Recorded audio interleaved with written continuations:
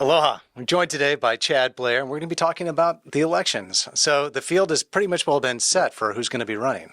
Yeah, I think they have a day or two to flesh out any mistakes. Sometimes people screw up on signatures or complaints.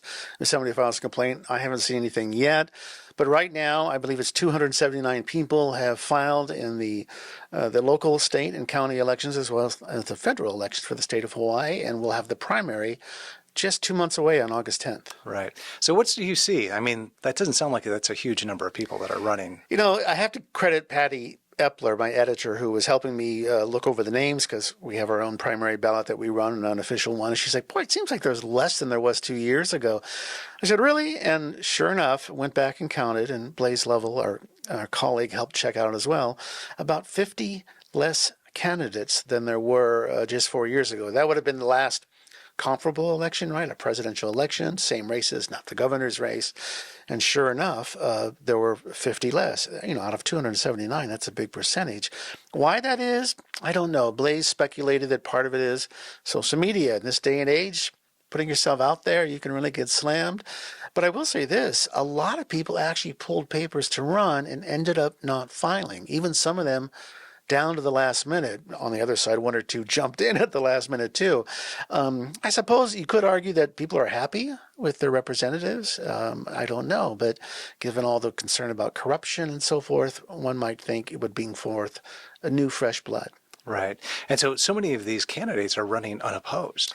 It's astonishing. I think that's the word I actually used in the article. Many of them in the state House and the state Senate, those are partisan races, right? You have to run as a Democrat or a Republican or a Libertarian or a Green, but let's face it, we're heavily dominated by one party, the Democratic Party.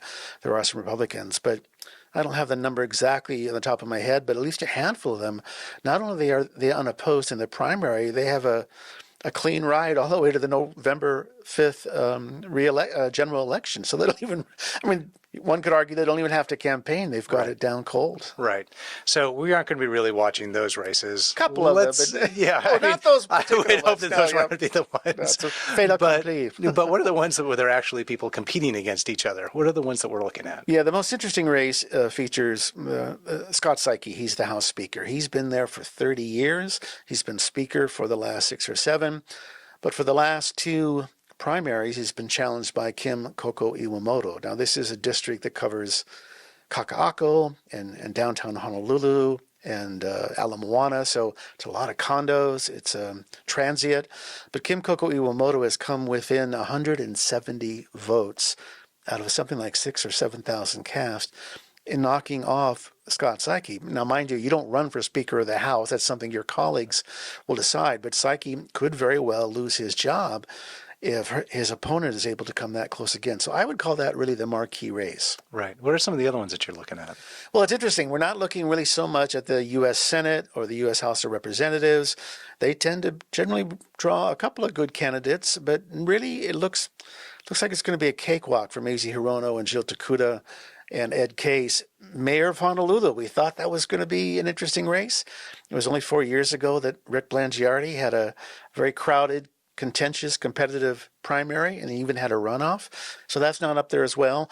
I'll tell you, you look to the neighbor islands, Hawaii Island, Hawaii County, the race for mayor there, Mitch Roth has drawn 6 or 7 competitors, including one, Kimo Alameda, that looks to be a very credible challenger. And then there's the Hawaii County Council. I believe, by my count, more people are running for those 9 seats, including, I think, 8 of the incumbents, than any other race right now in the primary, and including a hui of a group called Core 24 that wants to bring change. So it's nice to see that even though participation is down statewide, at least on the Big Island, politics are all local, as they say. Right.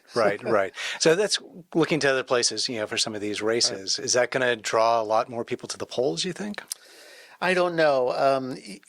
That's a very good question. Our voter turnout went up a couple of years ago because of mail-in balloting. Then it dropped off 2 years ago. It is a presidential election, though, and presidential elections usually bring out a larger number of people. I do worry that it will suppress voter turnout in those races where nobody is opposed at all.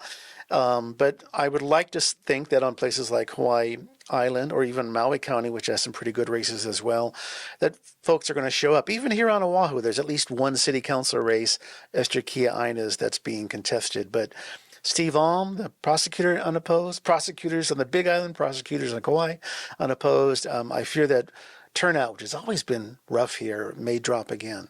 Right.